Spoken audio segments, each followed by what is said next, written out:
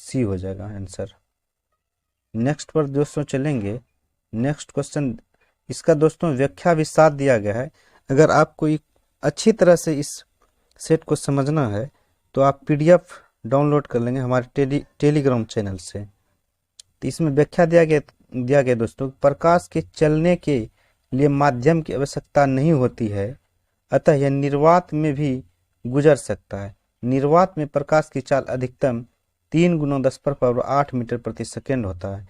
कहने का तात्पर्य था दोस्तों कि वह निर्वात से नहीं गुजर सकता है, बिल्कुल गुजर सकता है, लेकिन यह ऑप्शन के हिसाब से यही करेक्ट होगा।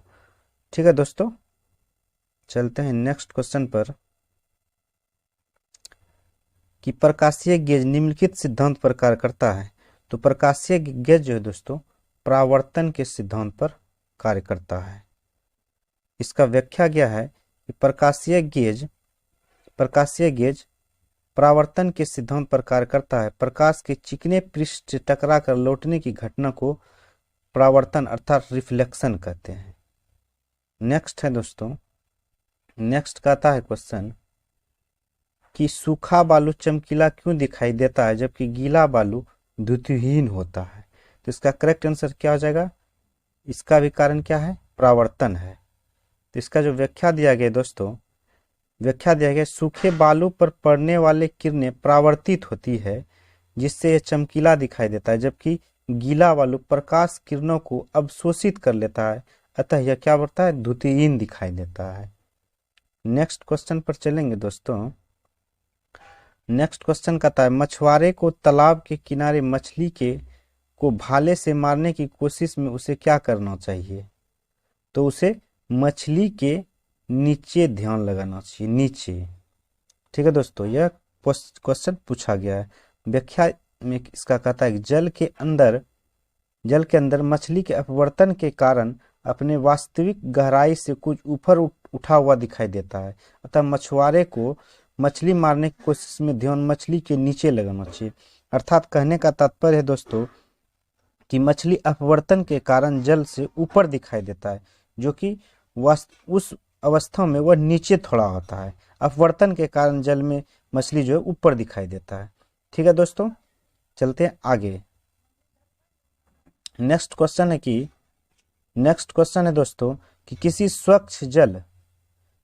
स्वच्छ जल वाले तालाब की आभासी गहराई वास्तविक गहराई से कम दिखाई दे, इसका कारण क्या है? इसका भी कारण क्या हो जाएगा दोस्तों? अपवर्तन। क्या हो जाएगा? अपवर्तन। इसका करेक्ट आंसर क्या हो जाएगा? अपवर्तन। चलते हैं नेक्स्ट क्वेश्चन पर। नेक्स्ट क्वेश्चन है कि उसका व्याख्या है दोस्तों, किसी समंग माध्यम, यहां दिया गया व्याख्या कि किसी समंग माध्यम में प्रकाश की किरणें एक सीध में संचारित होती है, लेकिन जब प्रकाश विभिन्न घनत्व वाले एक माध्यम से दूसरे माध्यम प्रवेश करता है तो अपने रेखीय पथ से विचलित हो जाता है। प्रकाश का एक माध्यम से दूसरे माध्यम में प्रवेश करते समय उसकी सीमा पर अपने रेखीय पथ से विचलित होना ही प्रकाश का अपवर्तन कहलाता है। ठीक है दोस्तों, तो स्वच्छ जल के तालाब की सतह भी अपवर्तन के कारण कुछ ऊपर उठी हुई दिखाई देता है।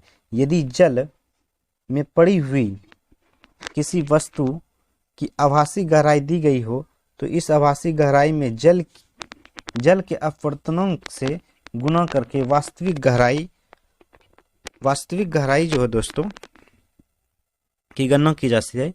यदि मछली की आभासी गहराई 3 m हो तो सतह की उसकी गहराई में 3 × 4/3 मीटर से, जहाँ 4/3 जल का अपवर्तनांक, ये जल का अपवर्तनांक होता है दोस्तों, 4/3 जल का अपवर्तनांक होता है। ठीक है दोस्तों, चलते हैं नेक्स्ट क्वेश्चन पर। नेक्स्ट है दोस्तों कि तड़ित की चमक उसकी गर्जन सुनाई देने से पहले देखने में आती है, क्यों? इसका करेक्ट आंसर क्या हो जाएगा? प्रकाश की गति ध्वनि की गति से अधिक होता है। प्रकाश की गति ध्वनि की गति से अधिक होता है, इसीलिए बिजली चमकने से पहले क्या होता है दोस्तों? प्रकाश की गति ध्वनि की गति से होने के कारण क्या होता है? गर्जन सुनाई पहले देता है? नहीं, बिजली पहले दिखाई देता है, उसके बाद गर्जन बाद में सुनाई देता है। ठीक है दोस्तों, तो ऐसा क्यों होता है समझ गए आप। नेक्स्ट क्वेश्चन है कि अवतल दर्पण के वक्रता केंद्र से जाने वाली किरण के लिए आपतित कोण क्या होगा? तो आपतित कोण क्या हो जाएगा? 0 होगा। एक वक्रतार दर्पण, ये समझाया गया दोस्तों, नीचे देख सकते हैं। एक अवतल दर्पण वक्रता केंद्र से जाने वाली किरणों के लिए आपतित कोण 0 होता है। नेक्स्ट है दोस्तों क्वेश्चन, जब कोई तरंग किसी दर्पण से परावर्तित होती है तो परिवर्तन आता है उसके, कहाँ आता है? उसके आयाम में। यहाँ देख लीजिए, बहुत बड़ा व्याख्या है। तो दोस्तों अगर इस सेट को प्राप्त करना चाहते हैं तो टेलीग्राम चैनल से जुड़कर इस पीडीएफ को प्राप्त कर सकते हैं। बहुत इंपॉर्टेंट पीडीएफ है ये। चलते हैं दोस्तों, लंबा वीडियो हो जाएगा उतना व्याख्या करने में। आप पीडीएफ प्राप्त कर लेंगे टेलीग्राम से जुड़कर, बहुत बढ़िया पीडीएफ है ये। किसी कंपनी कह रहा है कि किसी कंपनिक पिंड के अपनी माध्य स्थिति से अधिकतम विस्थापन को क्या कहते हैं? तो इसे आयाम कहते हैं। नेक्स्ट क्वेश्चन है कि घूर्णनी मशीनों में गतिकीय दृष्टि से असंतुलित द्रव्यमान उत्पन्न करते हैं तो कंपन उत्पन्न करते हैं।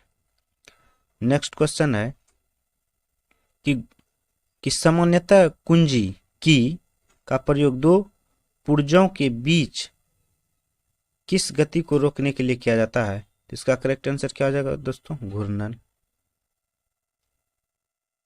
नेक्स्ट क्वेश्चन है कि मशीन आदि के किसी भी अवयव की श्रुति आयु को सुधारा जा सकता है तो इलेक्ट्रोप्लेटिंग करके। क्या करके? इलेक्ट्रोप्लेटिंग करके। इसका देख लेते हैं व्याख्या क्या है दोस्तों। मशीन आदि के किसी भी अवयव की श्रुति आयु को इलेक्ट्रोप्लेटिंग करके सुधारा जा सकता है, यही व्याख्या सेम है। नेक्स्ट क्वेश्चन है दोस्तों, देखिए नेक्स्ट क्वेश्चन क्या है। नेक्स्ट है, वायु में लैम्ब्डा तरंग दैर्घ्य का प्रकाश अपवर्तन म्यू के माध्यम में प्रवेश करता है। इस माध्यम में इस प्रकार के पथ के साथ पड़ने वाले दो बिंदु x दूरी पर स्थित है। इन बिंदुओं के बीच की कलांतर क्या होगी? तो इन बिंदुओं की जो है बीच की जो कलांतर होगा दोस्तों वो हो जाएगा म्यू 2 पाई बटे लैम्ब्डा इंटू एक्स। नेक्स्ट है, इसका व्याख्या भी समझ सकते हैं दोस्तों। इसका व्याख्या है कि वह राशि जिसके द्वारा किसी क्षण कण के विस्थापन व गति की दिशा में व्यक्त की जाती है तो कण की कला या कलांतर कहते हैं। लैम्ब्डा तरंग दैर्घ्य का प्रकाश यदि म्यू अपवर्तनों के माध्यम से प्रवेश करता है और माध्यम में दो बिंदु x दूरी पर हो तो इन बिंदुओं के बीच कलांतर का सूत्र यही होता है म्यू 2 पाई बटे लैम्ब्डा इंटू एक्स होगा। ठीक है दोस्तों, इसमें इसका माध्यम भी बताया गया है। ये क्या है? तो म्यू माध्यम का अपवर्तनांक होता है, एक्स दो बिंदुओं के बीच की दूरी और लैम्ब्डा प्रकाश का तरंग दैर्घ्य ये सूचित करता है दोस्तों इससे। नेक्स्ट क्वेश्चन है, देखिए दोस्तों, एक संयुक्त सूक्ष्मदर्शी में अभिदृश्यक एवं नेत्रिका की आवर्धन क्षमताएं क्रमशः m1 और m2 है। सूक्ष्मदर्शी का आवर्धन क्षमता क्या होगा? तो सूक्ष्मदर्शी की देख रहे हैं क्वेश्चन डायरेक्ट है दोस्तों, डायरेक्ट आंसर भी इसका हुआ ए m1 गुना m2। इस व्याख्या को समझ सकते हैं आप कि एक संयुक्त सूक्ष्मदर्शी में अभिदृश्यक एवं नेत्रिका की आवर्धन क्षमताएं क्रमशः m1 और m2 की है, m1 और m2 है। तो सूक्ष्मदर्शी की आवर्धन क्षमता m1 इंटू m2 होगी, तो डायरेक्ट वही होगा दोस्तों m1 गुना m2।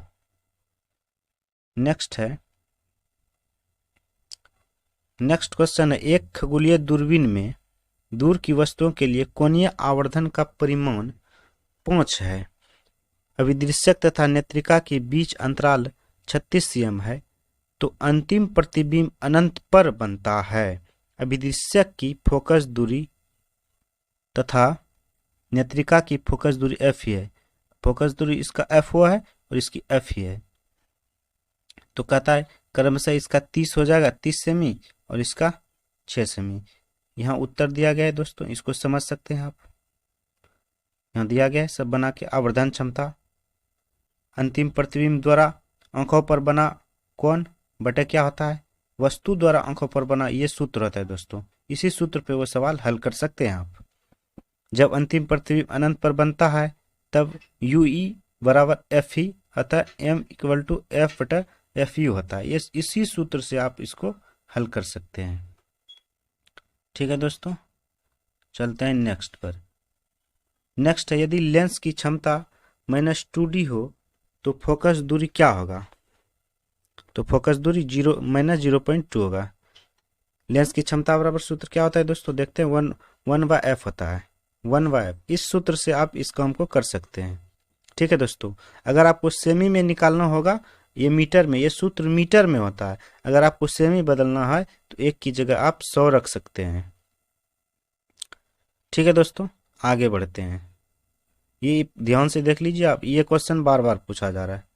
ये क्वेश्चन बार बार पूछा जाता है, बार बार ऐसे क्वेश्चन। ठीक है दोस्तों, चलते हैं नेक्स्ट क्वेश्चन पर। नेक्स्ट क्वेश्चन है कि एक आदमी 10 मीटर से अधिक दूरी की वस्तु स्पष्ट नहीं देख पाता है, वह किस दृष्टि दोष से पीड़ित है। तो मायोपिया से है। यह आसान क्वेश्चन है दोस्तों, देख लीजिए इसका वर्णन क्या है, विश्लेषण क्या है।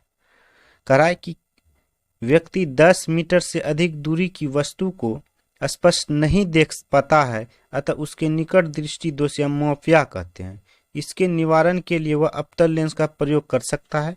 इसके विपरीत जब व्यक्ति निकट की वस्तु को स्पष्ट देख नहीं पाता है तो दूर दृष्टि दोष को दूर करने के लिए उत्तल लेंस का, समझ गए दोस्तों, निकट दृष्टि दोष में अवतल लेंस का प्रयोग किया जाता है और दूर दृष्टि दोष में उत्तल लेंस का प्रयोग किया जाता है। यहां से आप समझ सकते हैं। चलते हैं नेक्स्ट क्वेश्चन पर दोस्तों।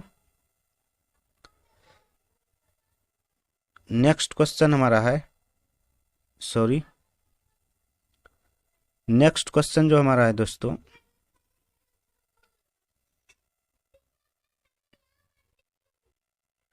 नेक्स्ट क्वेश्चन है, ठीक है दोस्तों, ये हमारा नेक्स्ट क्वेश्चन जो होगा, अब करा एक मनुष्य को 75 सेमी दूरी तक नहीं दिखाई पड़ने का कौन सा दृष्टि दोष है।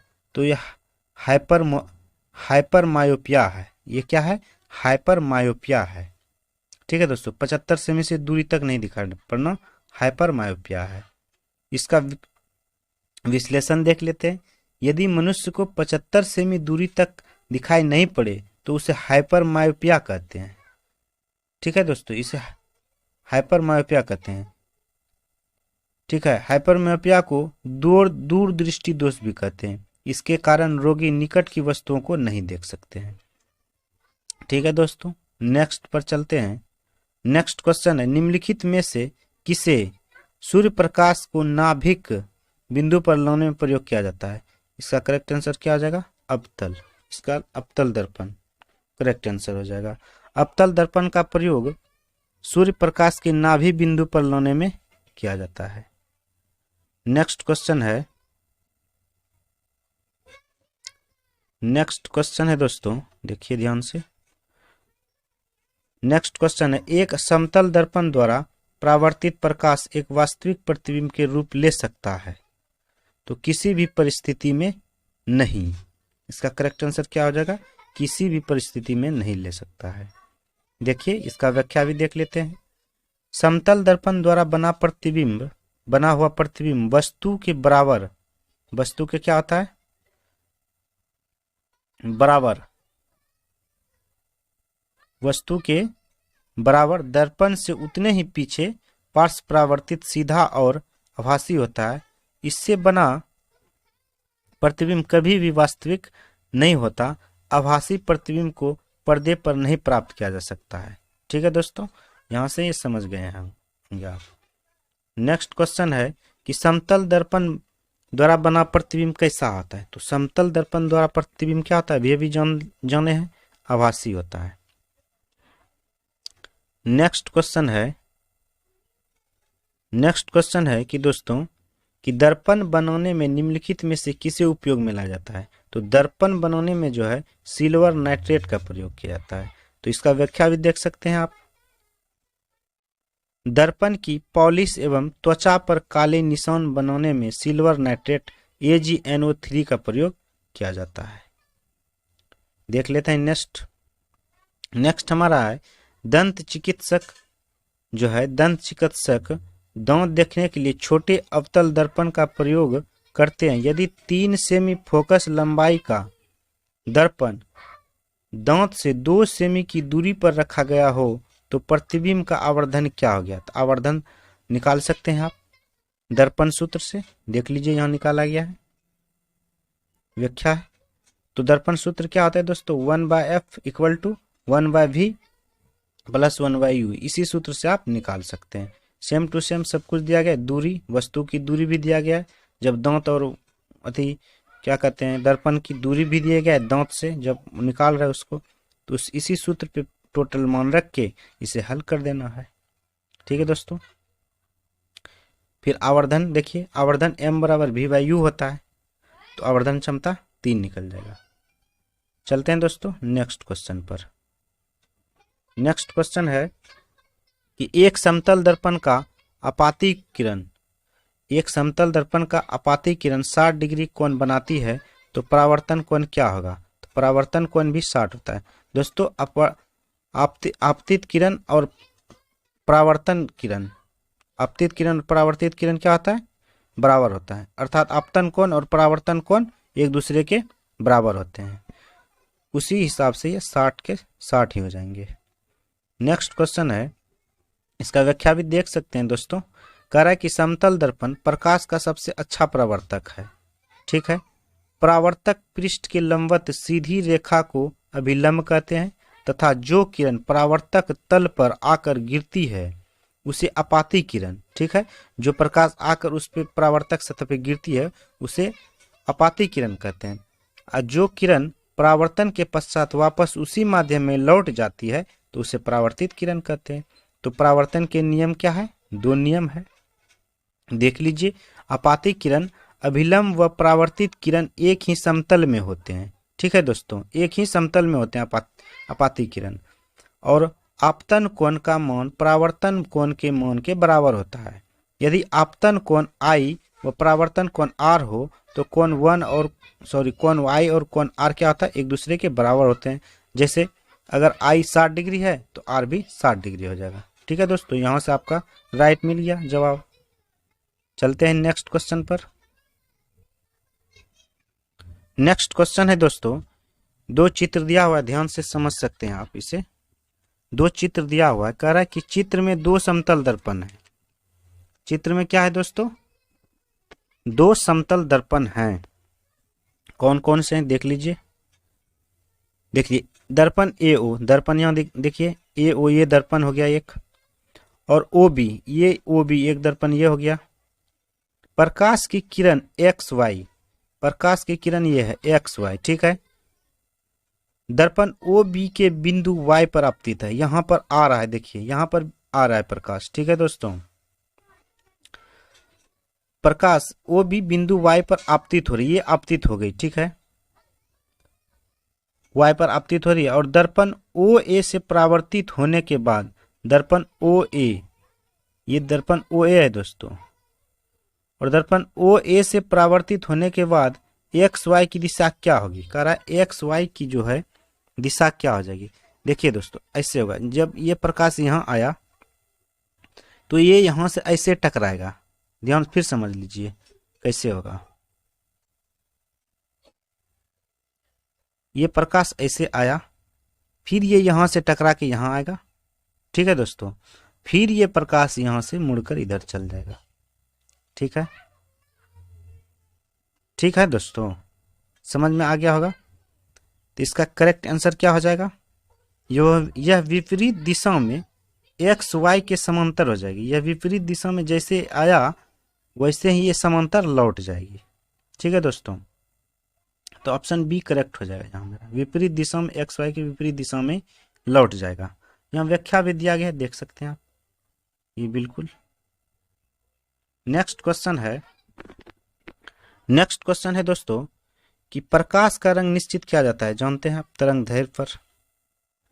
नेक्स्ट क्वेश्चन है कि यदि वायुमंडल नहीं हो तो पृथ्वी से आकाश किस रंग का दिखाई देगा। यदि वायुमंडल नहीं हो तो पृथ्वी से आकाश किस रंग का दिखाई देगा, तो काला दिखाई देगा। आप इसका वर्णन भी देख सकते हैं। इसका दोस्तों इसका आप पीडीएफ निकाल लीजिए, नहीं तो लंबा वीडियो हो जाएगा। आप पीडीएफ इसका निकाल सकते हैं टेलीग्राम से। चलते हैं नेक्स्ट क्वेश्चन पर। आकाश का रंग प्राय नीला दिखाई पड़ता है, तो ये प्रकीर्णन के, लाल हरा नीला जो भी होता है घटनाएं दोस्तों, ये प्रकीर्णन के कारण ही होता है, इस बात को आप ध्यान में रखिएगा। नेक्स्ट क्वेश्चन है आकाश का रंग नीला, ये भी प्रकीर्णन के कारण होगा दोस्तों, ऊपर में व्याख्या दिया गया है। नेक्स्ट क्वेश्चन है कि समुद्र में जल का रंग नीला दिखता है, निम्न में से क्या कारण है। ये भी प्रकीर्णन के कारण होता है दोस्तों। नीला जो भी घटना होगा दोस्तों ब्रह्मांड में नीला दिखाई देता है। सूर्य उगते समय, सूर्य डूबते समय, बहुत प्रकार से क्वेश्चन आता है फिजिक्स में, तो वो सब सारे जो कारण है दोस्तों प्रकीर्णन के कारण ही होता है, प्रकीर्णन के कारण होता है। नेक्स्ट पर चलेंगे हम, इसका व्याख्या पढ़ लेते हैं। जब प्रकाश अणुओं, परमाणुओं व छोटे छोटे कणों पर आपतित हो तो उसका विभिन्न दिशाओं में प्रकीर्णन हो जाता है।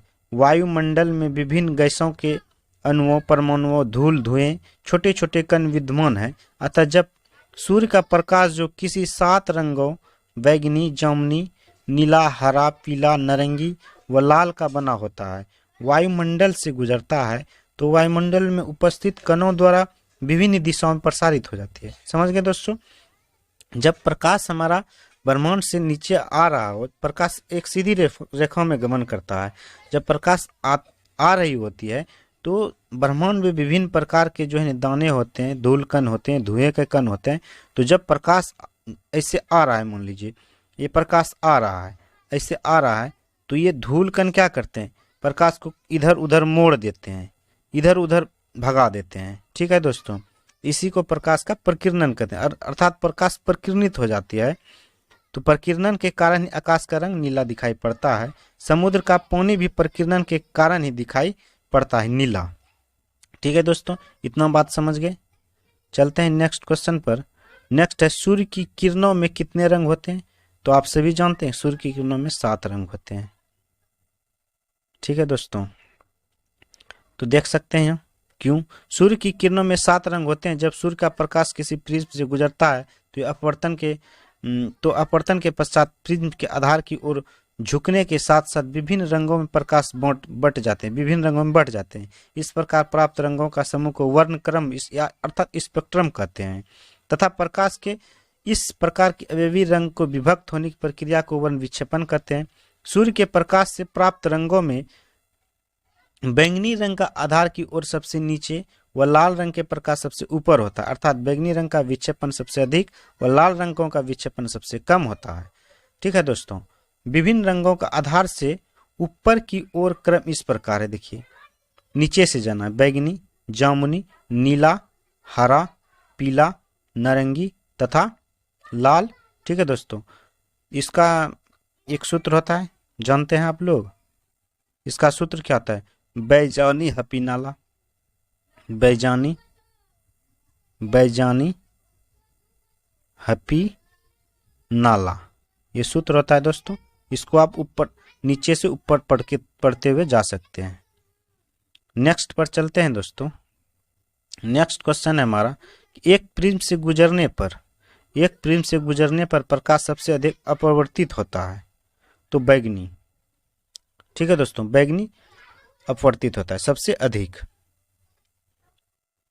नेक्स्ट क्वेश्चन है, निम्नलिखित में से किस रंग की सर्वाधिक तरंग दैर्ध्य होती है। तो लाल की होती है सर्वाधिक तरंग दैर्घ्य। सबसे अधिक तरंग दैर्घ्य देखिए दोस्तों क्या कहता है व्याख्या में कि सबसे अधिक तरंग दैर्घ्य लाल रंग का प्रकाश की होती है, सबसे कम तरंग दैर्घ्य बैंगनी रंग की होती है, बैंगनी रंग के प्रकाश की होती है। अधिक तरंग दैर्घ्य के कारण लाल प्रकाश अधिक दूर तक दिखाई पड़ती है, अतः सिग्नल लाल रंग के बने। इसीलिए जो है ना दोस्तों, जो है ट्रेन रेलगाड़ी में जो सिग्नल दिए जाते हैं प्रकाश के लिए, उसका तरंग दैर्घ्य जो है लाल रंग का अधिक होता है, इसीलिए उसका सिग्नल में इस्तेमाल किया जाता है। नेक्स्ट क्वेश्चन जो हमारा है कि सूर्य के प्रकाश में किस रंग का प्रकीर्णन सबसे अधिक होता है? तो बैंगनी का प्रकीर्णन सबसे अधिक होता है। दोस्तों इस बात को ध्यान रखना है कि जिसका जो है तरंग दैर्घ्य ज्यादा होता है उसका प्रकीर्णन कम होता है, और जिसका तरंग दैर्घ्य कम होता है उसका प्रकीर्णन ज्यादा होता है। इस बात को हमेशा ध्यान रखेंगे, इसका उल्टा होता है। अब नेक्स्ट क्वेश्चन है कि सीवी रमन, नेक्स्ट क्वेश्चन है दोस्तों कि सीवी रमन को उसके किस कार्य के लिए नोबेल पुरस्कार मिला था? तो सीवी रमन को प्रकाश के प्रकीर्णन के अध्ययन के लिए नोबेल पुरस्कार मिला था। अगला क्वेश्चन है दोस्तों, सूर्य की किरणों को तीव्रता मापने वाला उपकरण, सूर्य की किरण की तीव्रता मापने वाला यंत्र कौन सा है? ये एक्टियोमीटर है। ठीक है दोस्तों, व्याख्या भी सुन लेते हैं, देखते हैं। सूर्य की किरणों की तीव्रता मापने वाले उपकरण को एक्टियोमीटर, पौधे की वृद्धि मापने वाले उपकरण को केस्कोग्राफ कहते हैं। तो जबकि बैरोमीटर वायुदाब से मापते हैं। केस्कोग्राफ की खोज जेसी बोस ने किया था। नेक्स्ट आगे बढ़ते हैं। अगला क्वेश्चन है, कैमरे में किस प्रकार का लेंस का प्रयोग किया जाता है? तो इसमें उत्तल लेंस का प्रयोग किया जाता है, कॉन्वेक्स लेंस। इसको याद रखेंगे दोस्तों, कॉन्वेक्स लेंस, इसको कॉनकेव लेंस कहते हैं। नेक्स्ट क्वेश्चन है कि एक अभिसारी लेंस इसके प्रकाशीय अक्ष पर एक वास्तविक प्रतिबिंब एक बनाता है। लेंस तथा एक के बीच अपवर्तनांक तथा मोटाई टी, ये आई है दोस्तों। तो आयताकार कांच की सिल्ली रखी जाती है, कहाँ रखी जाती है? ये देख लीजिए, टी 1/IU दूर हट जाएगा। इसका देख लीजिए व्याख्या क्या है। अभिसारी लेंस जो है, अभिसारी लेंस TL/IU दूर हट जाएगा। TL/IU जो है दूर हट जाएगा। वो हम 1 बोल दिए थे, वह आई होगा। ठीक है। कारण निम्न में से कौन मैग्नीफाइंग ग्लास की भांति प्रयुक्त होता है? तो ये अभिसारी लेंस। नेक्स्ट क्वेश्चन पर चलेंगे दोस्तों। नेक्स्ट क्वेश्चन है कि निम्न में से कौन सा दर्पण दी हुई जगह पर प्रकाश को संकृदित करने के लिए प्रयोग में लाया जाता है? तो इसका करेक्ट आंसर क्या? अवतल दर्पण। नेक्स्ट क्वेश्चन है, एक रेडियो स्टेशन 819 किलोहर्ट्ज की आवृत्ति पर प्रसारण करता है। तो रेडियो तरंग दैर्घ्य क्या हो जाएगा? रेडियो तरंग की तरंग दैर्घ्य क्या हो जाएगा? तो दोस्तों, तो इसका तरंग दैर्घ्य हो जाएगा 3.66 × 10⁻² मीटर। आप देख सकते हैं व्याख्या में, इसको पढ़ सकते हैं और समझ भी सकते हैं। इसका दोस्तों PDF निकाल लीजिएगा, उसके बाद उसको बाद ध्यान से एक बार 2 बार पढ़िएगा, समझ में आ जाएगा। तो कह रहा है एक रेडियो स्टेशन जो 819 किलोमीटर हर्ट्ज की आवृत्ति पर प्रसारण करता है, तो रेडियो की तरंग दैर्घ्य इतना मीटर हो जाएगा। नेक्स्ट क्वेश्चन है, ध्वनि तरंगे हैं। ध्वनि तरंगे एक लंबवत तरंगे होती हैं। नेक्स्ट क्वेश्चन है कि निम्न माध्यम में ध्वनि का वेग सर्वाधिक होता है। तो ध्वनि का वेग जो है ठोस में सर्वाधिक होता है। नेक्स्ट क्वेश्चन है कि नीचे दिए गए 4 माध्यम में उस माध्यम को पहचानिए जिससे होकर ध्वनि तीव्रतम गति से यात्रा करता है। तीव्रतम गति से, जिसमें उस माध्यम को पहचानिए जिसमें होकर ध्वनि तीव्रतम गति से यात्रा करती है। तो ये क्या हो जाएगा दोस्तों? लकड़ी, जल, वायु, ईंट। तो ये लकड़ी है। ध्वनि की चाल गैसों में सबसे कम, द्रव में सबसे अधिक तथा ठोस में सबसे अधिक होता है। ध्वनि का वेग ध्वनि का वेग जो है व्युत्क्रमानुपाती होता है, अर्थात वह वस्तु जिसका घनत्व कम होगा उसमें ध्वनि का वेग उसमें अधिक होगा। चूंकि लकड़ी का घनत्व ईंट के घनत्व की तुलना में कम होता है, इसलिए लकड़ी में ध्वनि का वेग अधिकतम होगा। नेक्स्ट क्वेश्चन है दोस्तों, जब कोई तरंग एक स्थान से दूसरे स्थान तक जाती है तो वह परिवहन करती है ऊर्जा का। नेक्स्ट है, बेल किसकी इकाई है? तो बेल किसी की इकाई नहीं है, किसी का इकाई नहीं।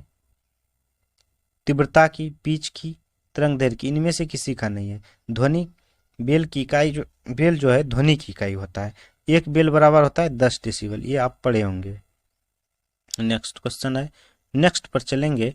ध्वनि की गति सर्वाधिक होती है किसमें? तो ध्वनि की गति लोहे में सर्वाधिक होता है। ठीक है दोस्तों, लोहे में सर्वाधिक होता है। ऐसे एल्युमिनियम में सबसे अधिक होता है, लेकिन ऑप्शन के हिसाब से एल्युमिनियम में अधिक होता है।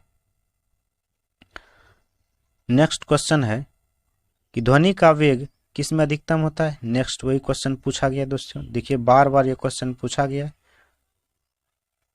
निम्न में से किस में ध्वनि का वेग अधिकतम होता है? इस्पात में। नेक्स्ट क्वेश्चन है, 50 क्वेश्चन है दोस्तों था। लास्ट क्वेश्चन है, जब हमें कोई ध्वनि सुनाई पड़ती है तो हम इसके स्रोत का अनुमान लगा सकते हैं। किस प्रकार लगा सकते हैं दोस्तों?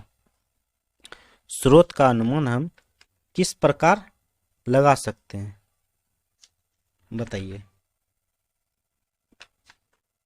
तो ध्वनि की तीव्रता से, हम तीव्रता से ही अनुमान लगा सकते हैं। तो दोस्तों ये कैसा सेट रहा जरूर बताएं। अगला सेट हम इसी का पार्ट 2 लेकर आएंगे ध्वनि का।